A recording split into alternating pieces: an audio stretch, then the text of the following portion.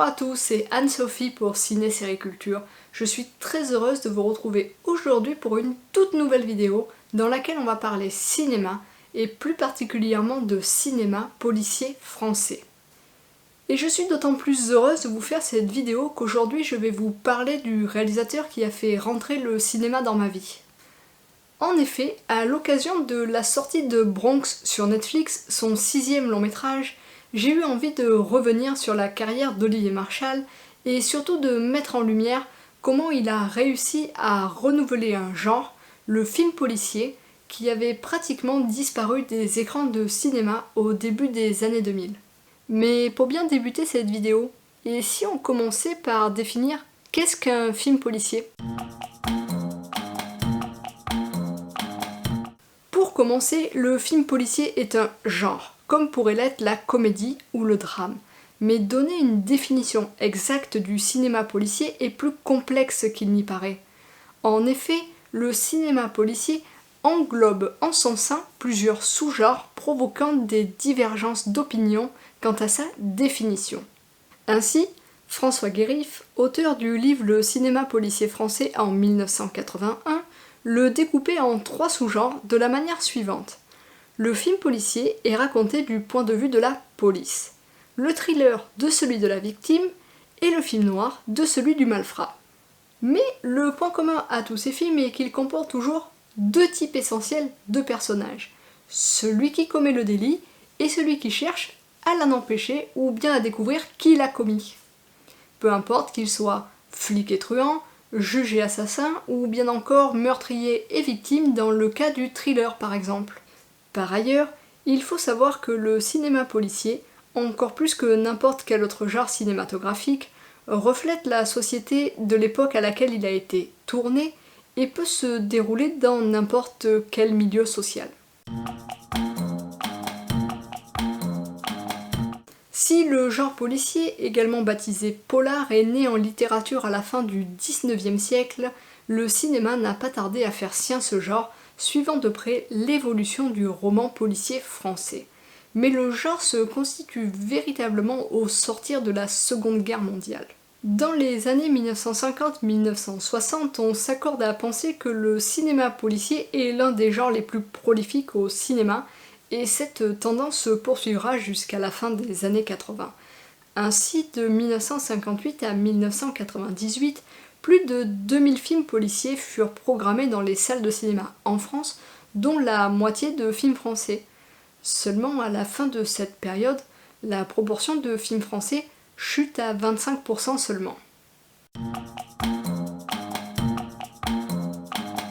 Il a tout simplement migré vers le petit écran dès 1984 avec la création de la collection Série Noire par Pierre Grimblat sur TF1 qui a su attirer des réalisateurs de renom comme Jean-Luc Godard ou bien encore Edward Niermans. Fort de ce succès, en 1989 est lancée la série Navarro.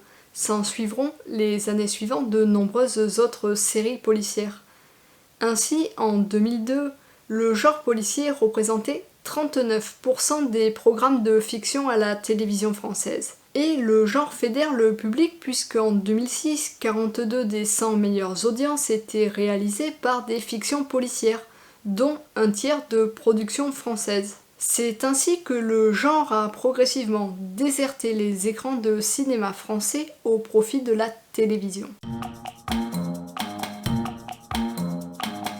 Dans les années 1990, on peut noter une première tentative de retour du genre policier dans les salles de cinéma en France, avec l'excellent L627 de Bertrand Tavernier sorti en 1992.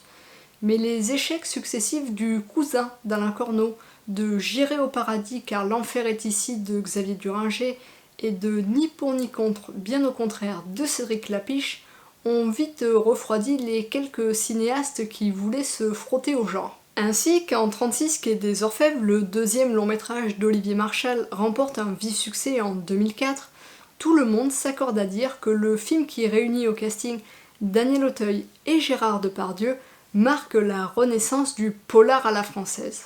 Mais avant de s'attarder sur l'influence du cinéma d'Olivier Marchal sur le renouveau du cinéma policier français, Faisons un petit retour en arrière sur sa carrière pour comprendre comment il en est arrivé là.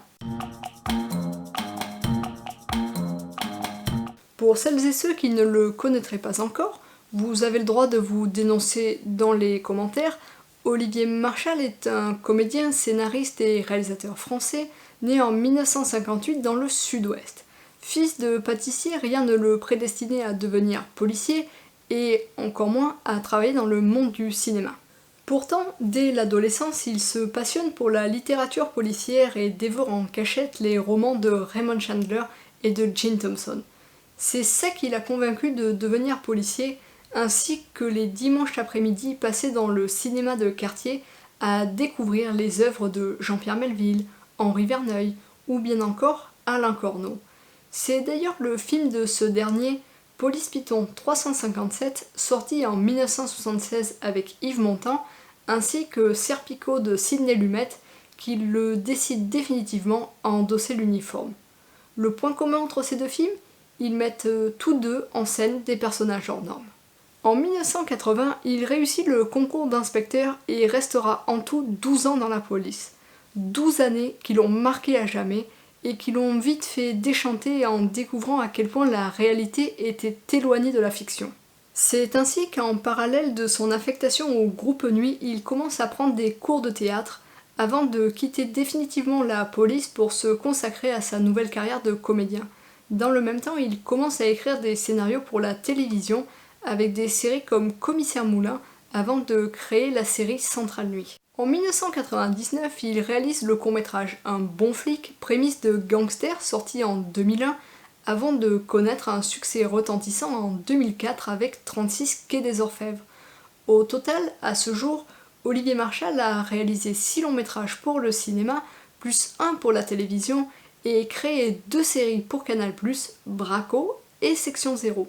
Parallèlement, le public le découvre en tant que comédien, principalement dans des séries comme Quai numéro 1 ou Police District, et il obtient enfin la reconnaissance de ses pairs pour son rôle dans la série Vaughan en 2013, qui lui vaudra le prix d'interprétation masculine au Festival de la Fiction TV de La Rochelle.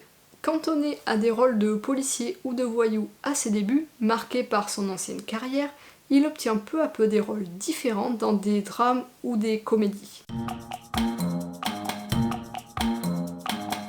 Olivier Marchal est devenu flic à cause du cinéma et naturellement il y est retourné après être passé par la police, gonflé à bloc par tout ce qu'il y avait vécu. Car oui, son expérience de flic l'inspire pour l'écriture. Tous ses scénarios sont basés sur des personnages qu'il a croisés, connus sur des affaires ou dont il a entendu parler. Ces 12 années de police sont ainsi devenues une source d'inspiration inépuisable. Mais, comme il le déclarait en 2008 dans une interview, ces films lui servent également à évacuer tous les drames auxquels il a pu assister durant ces années-là, dont celui qui lui a fortement inspiré MR73 et qui, à l'époque, l'avait amené à quitter la police. Dans le cinéma d'Olivier Marchal, outre une influence évidente venue de son ancien métier, on retrouve également d'autres sources d'inspiration, à commencer par celle du cinéma avec lequel il a grandi, composé des dialogues de Jacques Prévert, Henri Janson ou bien encore Michel Audiard. Ce n'est pas pour rien qu'Olivier Marchal aime les bons mots et manie les dialogues avec une certaine musicalité qui n'est pas sans rappeler ses influences en forme de clin d'œil au cinéma qu'il aime. En outre, avec ses films, Olivier Marchal revient à un cinéma qui se définissait par ses interprètes à l'époque des Jean Gabin et des Lino Ventura. On y retrouve l'ambiance des films des années 1970-1980, réalisés par Jean-Pierre Melville ou Henri Verneuil, et surtout un certain culte des seconds rôles que l'on avait un peu oublié dans le cinéma français. Dans les bonus du DVD de Gangster, Olivier Marchal déclarait « Pour moi, il n'y a pas de second rôle, il n'y a que des personnages forts. » C'est ainsi que pour son premier long métrage, Gangster, sorti en 2001, il a casté pas moins de 200 comédiens, car ces personnages étaient décrits de manière très précise dans le scénario et qu'il voulait absolument constituer un groupe homogène.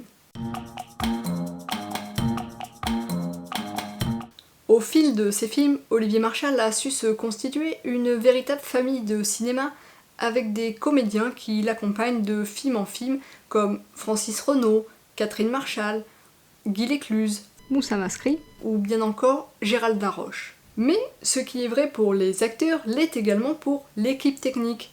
Ainsi, derrière la caméra, on retrouve régulièrement Denis Rouden comme directeur de la photographie, Alain Figlars comme coordinateur des cascades, mais aussi comme comédien, ou bien encore Erwan Kermorvan comme compositeur. À chacun des films d'Olivier Marchal correspond une ambiance, influence évidente de films vus et aimés par le réalisateur. Ainsi, on pourrait comparer Gangster sorti en 2001 au film Usual Suspects de Bryan Singer, de par sa structure et la complexité de sa narration. Dans 36 quai des Orfèvres, son ambition était clairement de faire un hit à la française, tant dans l'esthétisme des images que dans la virtuosité de la mise en scène, sans oublier le duel entre deux personnages forts, incarnés par deux monstres sacrés du cinéma français, Daniel Auteuil et Gérard Depardieu. Dans MR73, sorti en 2008, la référence au film The Pledge, réalisé par Sean Penn, est évoquée par le réalisateur lui-même. Dans Carbone, l'ambiance de la nuit parisienne fait clairement penser au cinéma de James Gray, même si Olivier Marchal préfère citer le film A Most Violent Year de J.C. Chandor comme référence assumée. Mais une de ses inspirations les plus évidentes et qui traverse toute sa filmographie se trouve du côté de Jean-Pierre Melville, cinéaste ayant bercé son adolescence, et notamment du film Le Cercle Rouge. De nombreux clins d'œil à ce film se cachent plus ou moins dans la filmographie d'Olivier Marchal. Ainsi, dans Gangster, le personnage de Gérard Laroche se nomme Marc Janssen, comme le personnage de Yves Montand dans Le Cercle Rouge.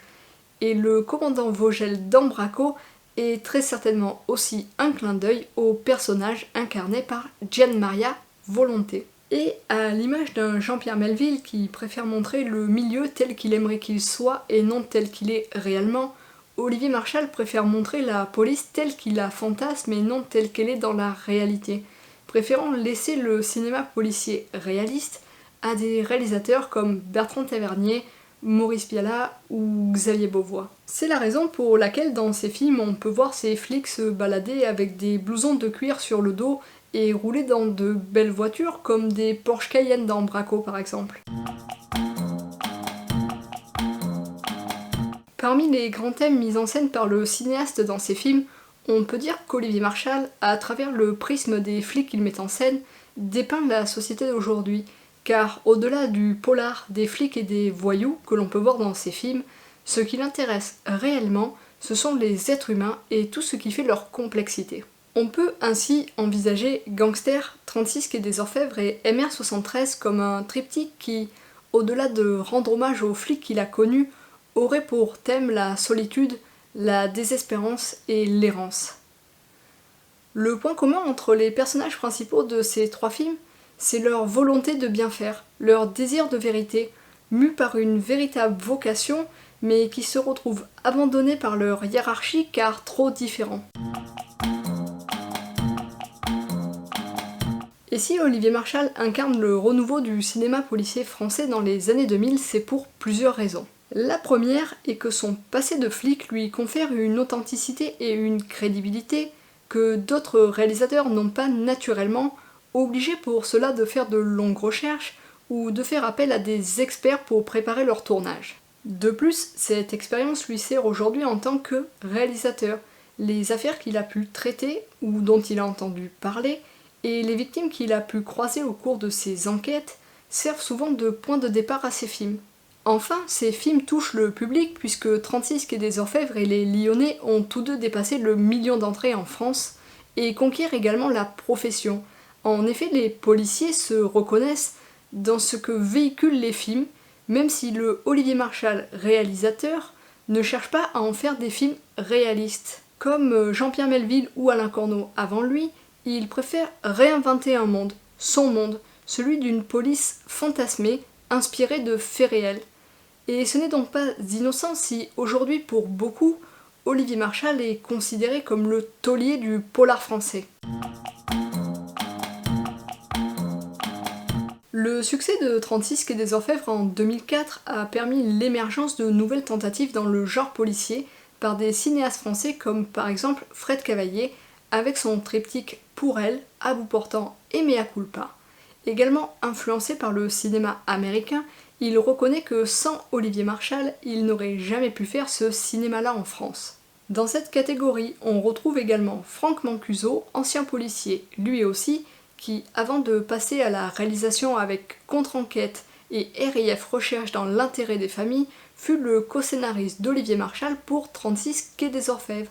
On note également la présence de Nicolas Boukrieff, le réalisateur entre autres du Convoyeur, de Cortex et des Gardiens de l'Ordre. Plus récemment encore, Cédric Jiménez s'est également fait une place dans le cinéma policier français avec La French et Bac Nord, son prochain film qui sortira bientôt sur les écrans. Et ce renouveau du genre policier est également visible du côté de la télévision et notamment de Canal+, avec ses créations originales comme Engrenage, Mafiosa ou bien encore Braco, série créée par Olivier Marchal. Sur les autres chaînes, on a également pu découvrir dans une veine plus légère, voire décalée, des séries comme Les Bleus, Premier pas dans la police, K1, Shérif ou Candice Renoir. TF1 a également su se renouveler avec des séries comme Profilage par exemple, de même que France 2 avec des séries comme Sur le fil ou plus récemment encore Alex Hugo. Tous ces exemples sont bien éloignés des séries policières que l'on pouvait voir à la télévision dans les années 1990 comme Navarro ou Julie Lescaut qui, en leur temps, avaient contribué à la migration du genre policier du cinéma vers la télévision. Mais cette renaissance du genre policier en France vient également d'un renouvellement des codes du cinéma policier, où les frontières entre film policier, film noir et thriller n'ont jamais été aussi minces qu'aujourd'hui. Parce que les cinéastes cités précédemment ont su se réapproprier le genre qui puise ainsi sa force dans son grand éventail de possibilités narratives. C'est ainsi que depuis la sortie de 36 Quai des Orfèvres en 2004, on a pu découvrir des films aussi différents que ceux de Fred Cavaillé, Police de Maïwenn, De battre mon cœur s'est arrêté de Jacques Audiard, Mérine de Jean-François Richer, L'affaire SK1 de Frédéric Tellier, La French de Cédric Jiménez, ou bien beaucoup plus récemment Les Misérables de Latchley. Et voilà, on arrive au terme de cette vidéo qui, je l'espère sincèrement, vous aura plu.